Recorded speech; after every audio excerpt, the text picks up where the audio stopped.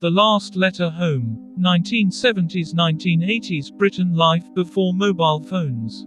Hello friends. Today, we're taking you back to a time your parents and grandparents lived through. A Britain where messages didn't arrive in seconds, but traveled slowly, carrying real emotion. This was the 1970s and 1980s, a time before mobile phones, before social media, when a simple letter could mean everything. This is the story of connection, patience, and human feeling. This is The Last Letter Home. In 1970s and 1980s Britain, there were no smartphones, no instant messages, no video calls. If a father worked in another city, or a son was overseas, the only way to stay connected was through a handwritten letter.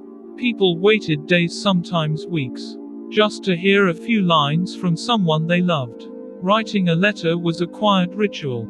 People sat at the kitchen table, pen in hand, choosing every word carefully. They knew these words would be read days later, so they wrote from the heart. Each letter carried love, worry, hope, and reassurance. Ink on paper became emotion made visible. The post office was more than a building. It was a place of expectation. Every morning, people listened for footsteps, hoping the postman would arrive with news. The postman wasn't just delivering mail. He was delivering joy, comfort, and sometimes heartbreak. Waiting was part of life.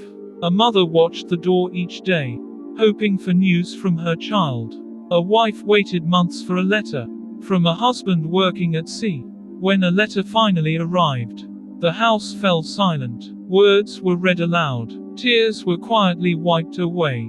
In the 1970s and 1980s, many British men worked overseas, or on ships far from home. Their letters spoke of long hours, loneliness, unfamiliar places, but they often ended with the same line: "I'm fine, don't worry." Even when they weren't. If someone hadn't received a letter for weeks, the neighborhood noticed. People cared. They asked questions. They shared the waiting. This was a time before isolation, when communities felt closer, and no one truly felt alone. Today, we send messages instantly, but something has been lost. Back then, a letter took 10 days to arrive, but the feeling lasted a lifetime. Every word mattered. Every envelope meant something. Those letters were never just paper. They were memories. They were love. They were life itself. This was Britain in the 1970s and 1980s, when a single letter could bring a family together. This is The Last Letter Home.